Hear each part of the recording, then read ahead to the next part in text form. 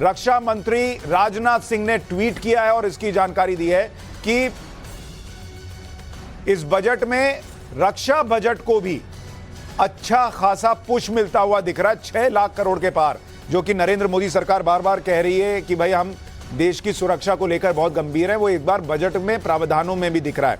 सीधे चलते हैं हमारे सहयोगी राकेश और बरखा के पास, जो इस वक्त सुबह से बेचारे हवा में ही लटके हुए हैं। वो उस हैंगिंग रेस्टोरेंट में हैं जहां पर वो हवा में लटकते हुए, तैरते हुए इस बजट का एनालिसिस कर रहे हैं कुछ एक्सपर्ट्स के साथ। राकेश और बरखा, इतनी ऊंचाई पर आपको बजट कैसा दिख रहा है? वहां पर बैठकर आपके एक्सपर्ट्स को कैसा लगा?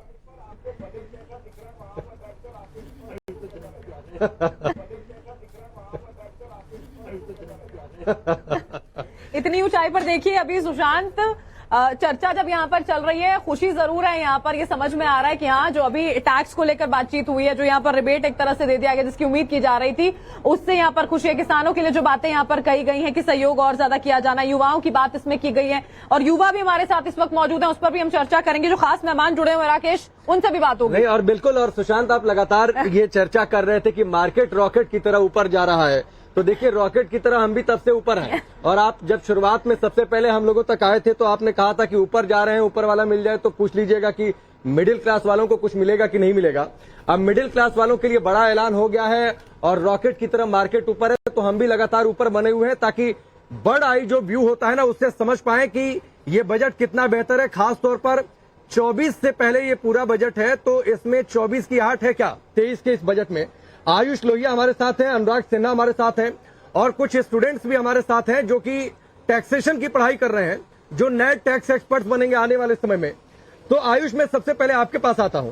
ये जो 7 लाख तक की बजट में जो छूट का ऐलान किया गया है मिडिल क्लास के लिए, जो बड़ा ऐलान किया गया है, ये मान लें कि ये संदेश तो साफ है कि सरकार ये चाहती है कि लोग पुराना नहीं, नया टैक्स रिजीम मैक्सिमम ऑप्ट करें, पैसा ज्यादा मार्केट में जाए और वो मूव करता रहे। कितना खुश हो जाए मिडिल क्लास, बम बम हो जाए मार्केट की तरह, जैसे मार्केट में रॉकेट की तरह ऊपर जा रहा है सेंसेक्स। हाँ, मुझे लगता है बिल्कुल होना चाहिए, बिकॉज जितना ज्यादा आपका टैक्स स्लैब बढ़ेगा उतना ज्यादा आपके पास स्पेंडिंग कैपेसिटी बढ़ने वाली है।